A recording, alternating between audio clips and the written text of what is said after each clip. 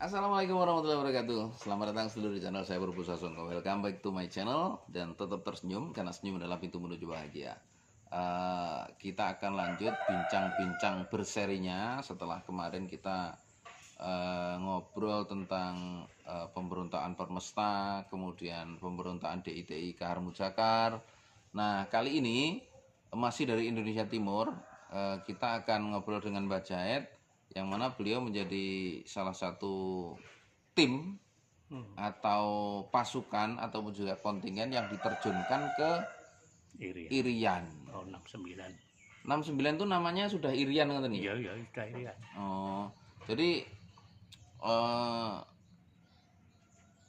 Irian itu kan bisa dikatakan daerah yang paling akhir masuk Ya, di Indonesia ya. iya, Di samping Timur-Timur ya. Kalau Iya. Timur-Timur ceritanya beda.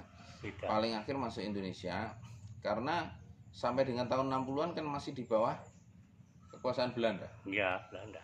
Kekuasaan Belanda. Nah, tahun 60-an itu sudah tahun berapanya itu masuk ke Indonesia. Namun demikian banyak sekali pertentangan-pertentangan yang mengiringinya. Iya, tahun 63 masuk Ya, Indonesia ada resmi. yang sekelompok masyarakat yang pengen merdeka, kemudian ada yang pengen bergabung ke RI, nggih.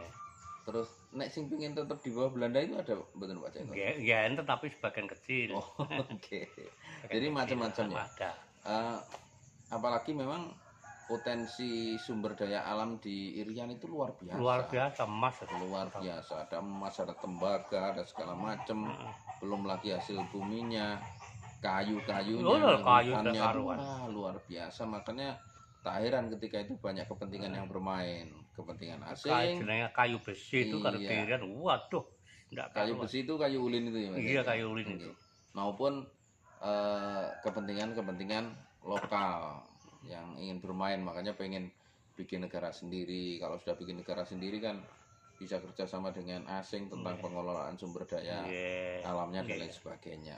Nah, kalau sekarang kan ceritanya sudah berbeda ya. Kapan hari saya juga kedatangan teman yang dari bekerja di sana dan juga menyampaikan bahwa sebenarnya perlakuan pemerintah untuk saudara kita di Irian itu baik, sebenarnya baik. Terus juga Freeport sendiri juga mensupport Irian itu baik. Cuma tidak tahu kenapa kok akhirnya yang muncul di pemberitaan media maupun pemberitaan internasional seperti itu. Jadi seolah-olah Irian didolimi dan lain sebagainya. Faktanya sebenarnya berbeda. Nah, kali ini kita seperti di muka sudah saya sampaikan, kita akan ngobrol dengan Pak Jaed untuk sekitar peristiwa 69 Pak Jaed ya. 69. Namanya Popera. Popera itu penentuan pendapat rakyat Irian Barat. Iya, nek cara saiki ya referendum. Oh ya ngono kok piye? Referendum. Kalau dulu namanya Irian Barat nggih, Pak. Nggih. Irian Barat. Kalau yang Irian Timur Papua Nugini itu. Ya, nggih. Nah, terus sama Bung Karno waktu itu diganti Irian Jaya gitu. Nggih, Irian Jaya. Itu tahun 63 itu. Iya, tahun 63 itu Irian Jaya itu. Nggih. Itu Pak Jaya diterjunkan ke Irian itu itu penugasan itu tahun 69, tahun 69. Tahun 62 63 kan saya tidak katakan di itu di Irian berapa bulan? 13 malah 16 bulan. 16 bulan. Oh, 1 tahun lebih 4 bulan. Setahun luwih setelon. Nah, itu di sana itu komando batalon saya di Pakpak. Itu terus komando kopi saya di Kaimana. Terus komando peleton saya di Kokonau. Terus regu saya itu dikirim ke Akimuga tadi. Daerah Akimuga daerah itu. Di Akimuga itu ada sukuan-sukuan dari Jogja. Itu wongnya juga dengan guru-guru sukuan itu enggak ada. Sukarelawan ini. Ya, sukarelawan guru-guru. Nah, pada saat itu belum ada sekolahan itu juga belum ada. Terus orang-orang ya masih diselontong dikutikan itu, ingisan ya kewer-kewer. Burungnya yang ditutupi kayak contoh. Sampai sekarang pun kan sebagian masih ya. Masih ada. Saudara kita yang di sana masih pakai koteka. Lah itu cara sekolahnya ya di sekolahan. Masih uang usia sudah tua-tua tuh disekolahi itu. Diajari baca tulis. Baca tulis, tapi ya itu bangkunya belum ada, sekolahnya belum ada. Bangkunya apa? seperti kayu itu diceklak gini untuk bangku. Oh, Nah, batang kayu. Batang kayu itu dia di hutan-hutan tuh Nggih. untuk bangku. Ya aku ngajar yo anak cukup dari Jogja yang banyak. Nggih. Jadi saya datang tuh seperti bapaknya datang katanya suka-suka tadi. Jadi kaya di ruangku diambungi barang ngono. Iya, nggih. Karena ya senenge kanca Dari Jawa itu. Nggih. Nah, itu orang itu ya wedok ya atungane lah tapi yo irian ngono kae. Iya.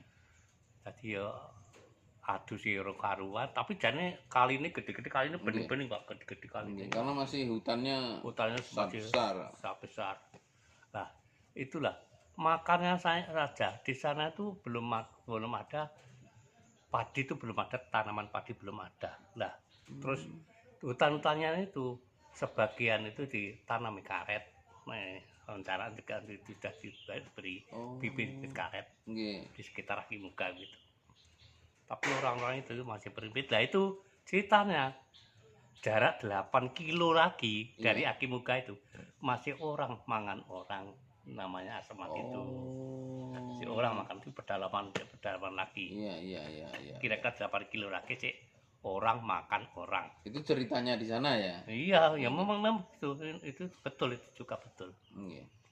Karena apa? Itu jelasnya itu ada pemerintah yang akan meninju itu, ya akan dirayu lah masukkan masyarakat Indonesia itu ya itu sebetulnya dia menolak. Terus ceritanya saya sendiri, regu saya itu saya berusaha dari wong kuwi supaya lepas kotekane piye. Kula niku usaha rok, celana, klambi, sak kapal dikirim sampai di Akimuga. Iya. Kilo tak wae celana, rok utawa klambi, kain kotekanmu cepot ini mboten purun. Oh, ngoten lho cerita. Ndak mau. Jadi kayak semacam apa kayak pakaian pusaka itu. Kaya pusaka, tapi ya kurang nek kene iki apa ya slontonge kotekane iki nek kaya ngene Bambu? Bentuk bukan. Kaya pari welut lho. Pari welut kuwi kan diresiki kono kaya iki. Pari welut itu pare ya, pare. Semacam labu. Nah, nggih. Macam labu itu dikeringkan terus dipotong, ujungnya dibuang isinya jadi dicelontong. Dicelontong ngene. Maksud Kak, burung kan dicontongi kan cuma iya kok ngisor ya kamar kewer. Iku jadi sebentar. Nanti tak guyane tak cemplung lombok tek. Lah bapak ini ayo yo ngono iki. Tapi cenek kenal yo apik jane wisan. Nek ngerti ya pendidikan. Kalau sudah bergaul rapat dengan orang-orang kita sebenarnya juga baik. Juga baik. Terus akhirnya saya 3 bulan selama 3 bulan tuh seperti tidak bisa kerja piye lah. Aku harus nyambut gawe piye. Bahasa Indonesia kono ora bisa, aku bahasa kono ora iso. Ora paham. Lah aku terus gawe juru bahasa kuwi. Oh, yang lokal sana. Heeh, kuwi gawe guru bahasa. Pamane wong siji loro telu ngono sisa bahasa Indonesia sampean niku wong kuwi wong awam. Ya ngomong kuwi sire ngomong piye kene ngomong kono balik ini sampaikan. Oh, karepe ngene. Lagi setelah itu mengerti begitu, saya itu membuat antar desa. Wong kono ke desa 6 omah dari desa gede, dari desa gede ngono kuwi. Iya. Karena satu rumah kan yang tinggal banyak, Pak. Banyak, ya omah iki los ngono kadang-kadang los ngono kuwi. Kuwi sampai itu saya membuat jembatan tuh sampai 9 jembatan saya untuk antar desa tadi. Menyambungkan nggih. Antar desa tadi. Sampai gitu saya itu. 9 jembatan ya kita laporkan setiap saat kita laporkan. Ya dikondani radio pada saat kuwi. Tapi saat itu mboten anu ya Pak Jain. Tidak terjadi kontak senjata. Oh enggak ada. Jadi kontak senjata itu ya belakangan ini aja. Belakangan ini saja. Memang kalau tahun 62 63 itu memang perang sama Belanda itu. Tapi kan riwayatnya kan begini pada saat itu. Teknisnya Pak Yani itu sebetulnya ahli perang Pak Yani itu. Iya. Teknisnya Pak Yani itu yang dibuat gitu. Karena Iran kan harus direbut. Iya. Pada saat itu. Dari Angkatan Laut dibuat umpan. Yang Yosudarso itu tertembak itu yang mati banyak sekali. Terus teknisnya Pak Yani jam 3 malam wit arpoke Redes RPKD Iya. dinaikkan Hercules di drop di belakang asrama Belanda. Jadi jaraknya dengan air laut hanya 15 meter. Iya. Seluruh terjun di situ pada jam 3 malam. Nah, itu dengan RPK itu pada saat itu memang betul itu cadak loh 12 tok belum tidak mengeluarkan. Enggak pakai peluru. Enggak pakai peluru. Karena kalau digorok kan senyap ya, Pak. Senyap, Enggak terdengar suara. Oh. Itu dulu itu. Itu RPKAD. RPKD. Sekarang Kopassus itu loh. Kopassus sekarang. Memang betul kalau itu perjuangan itu betul. Sampai untuk kanggo umpan ya Sudarso CS Ya gitu. Sudarso ya. Itu dari laut. Kan dicolong dari belakang itu kan enggak ngerti. Nggih. Dan tidak ngerti di belakang asrama Belanda ya andak belas. Pokoknya besone loro telu.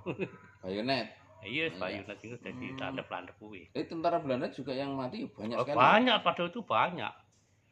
Tapi ya tentara diterjun ya si ketasang neng wit-wit bareng Tembak juga. Tembak juga ya. Jadi korban kedua belah pihak banyak ya. Banyak. Dari Republik juga banyak, dari Belanda juga banyak. Belanda itu banyak sekali memang. Kalau peristiwa yang paling berkesan waktu Pak Jahit ditugaskan di Irian itu apa? Ya enggak ada, kalau itu di Irian itu enggak ada kesan apa-apa, ya itu mimpin rakyat gitu. Itu memang kegiatan rakyat. Sudah kayak sekarang ABRI masuk desa itu ya. Iya, kok ya seperti itu. Jadi sudah tugasnya sudah seperti itu, tidak perang lagi.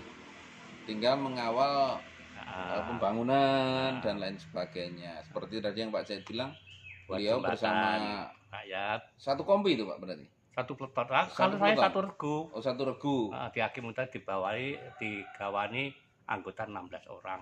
Satu regu itu berarti 17 sama Pak Jahit komandannya. Di atasnya regu itu peleton. Di atas peleton kompi. Di atasnya kompi, Pak? Batalion. Oh. Jadi satu batalion itu ada 6 kompi, 5 kompi.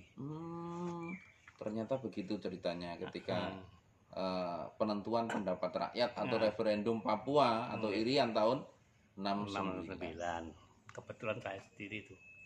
Itu saya datang ya itu tadi kita ceritakan kayak reok dia apa itu dua aja dengan tepi sungai itu. Oh, pakaian dinas Dayak lah. Iya, ya suku di sana. Suku asli Irian nggih. Piye terus anak bagi ya tak perintahkan. Lucu senjata. Penembakan tunggu perintah. Nah, kemudian KPPSK kepala pemerintahan setempat itu camat terus semacam camat. Semacam camat. Mau Pak, jangan takut. Ini menghormat pada Bapak lah. Kamu sama aku batin gitu. Ternyata disambut dengan meriah. Ya, karena kita tidak tahu adatnya yang di sana, jadi takut. Loh, kok bawa panah, bawa tombak? Panah sama iki panah iki cenceman loh. Racun semua. Racun. Lah ketek kuwi nek pokok berdarah mati loh, cuman menungso. Kencem. Kondisinya begitu loh ceritanya. Luar biasa nggih. Ternyata banyak yang berbeda dengan yang diungkap di media, dituliskan dalam buku-buku sejarah maupun diceritakan oleh berbagai macam narasumber dalam video-video yang sudah tayang sebelumnya. Batur nuwun lho Mbak Jahit. Ini kaya sukuan-sukuan sing saka Yogya mana lah aku teko sak kancake lah senenge kaya wis kaya bapak kaya kedatangan keluarga nggih.